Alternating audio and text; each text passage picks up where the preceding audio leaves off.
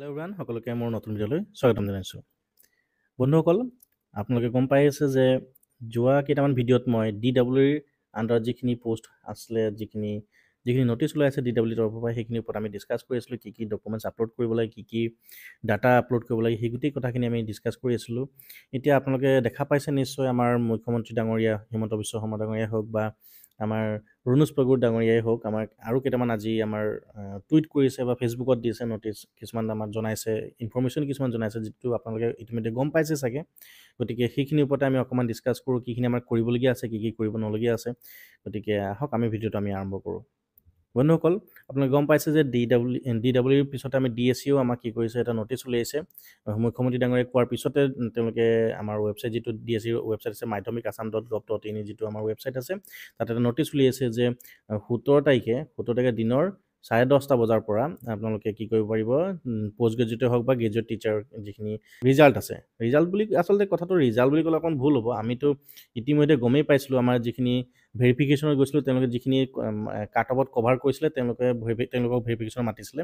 গতিকে আমিতো ইতিমধ্যে গমেই পাইছোঁ যে কোনে পাব, কোনে নাপাব। গতিকে তথাপিও এইটো ফৰ্মেলিটিজৰ কাৰণে ৰিজাল্টটো উলিয়াই দিব। গতিকে আপোনালোকে চাবলৈ নাপাহৰিব। কিন্তু আচল কথাটো হ'ল কি, এইখিনি কৰিবলৈ যাওঁতে আমাৰ কিছুমান ডকুমেণ্টছ আমাক লাগিব, কিছুমান ডিটেইল আমাক লাগিব, কাৰ্ডিনেলছ কিছুমান লাগিব, যিটো এপ্লিকেশ্যন নাম্বাৰ আৰু পাছৱৰ্ড লাগিব। এইটো সকলোৰে মনতে আছে চাগে বা লিখি থৈছে চাগে। কিন্তু এটা কথা মনত ৰাখিব, যেতিয়া নেকি মই কৈ আছিলোঁ DWIৰ যেতিয়া আমি কাম কৰি আছিলোঁ, তেতিয়া বহুতৰ কমেণ্ট আহিছিলে, বহুতৰ প্ৰব্লেম আহিছিলে যে আমি যিখিনি কিছুমানে ৰেজিষ্ট্ৰেশ্যন নাম্বাৰ বা এপ্লিকেশ্যন নাম্বাৰ পাহৰি গৈছে, পাছৱৰ্ড পাহৰি গৈছে, ইমেইল আইডিটো কাম কৰা নাই ৰিছেট কৰিবৰ কাৰণে। এই কথাখিনি আপোনালোকে ভালকৈ মনত ৰাখিব। আজি 15 তাৰিখ হৈছে, হাতত তেওঁ সময় আছে আমাৰ। গতিকে এই 2 এদিনৰ ভিতৰতে আপোনালোকে যিমানখিনি আপোনাৰ ডাটা আছে, ডকুমেণ্টছ আছে, গোটেইখিনি বিচাৰি উলিয়াওক। বিপদৰ ফটকৈ আমাক হয়তো মেট্ৰিকৰো এডমিট বিচাৰিব পাৰে, হাই ছেকেণ্ডেৰীও বিচাৰিব পাৰে, ডিগ্ৰীও বিচাৰিব পাৰে। গতিকে যিমানখিনি ডকুমেণ্টছ আপোনালোকৰ হাতত আছে, এই 2 দিনৰ ভিতৰতে আপোনালোকে গোটাই লওক।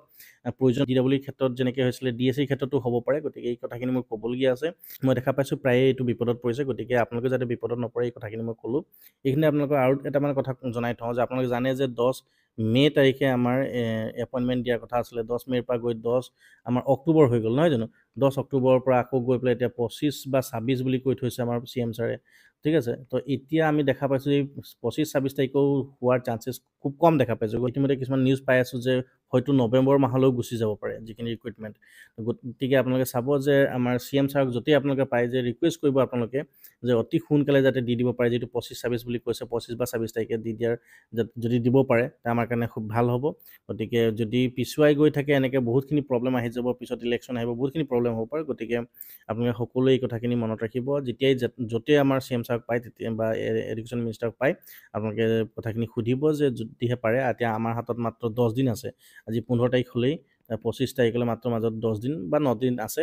এই 9 দিনৰ বা 10 দিনৰ ভিতৰতে যিমানখিনি কাম কৰি পেলাই আমাক যাতে এই নিৰ্ধাৰিত যিটো 25 তাৰিখ বুলি কোৱা আছিলে, 25 তাৰিখৰ ভিতৰতে আমাক চাকৰিটো দি দিয়ে, যাতে আমি সকলোৱে যিখিনি আশাৰে ৰৈ আছোঁ, আমি সকলোৱে চাকৰি পাওঁ।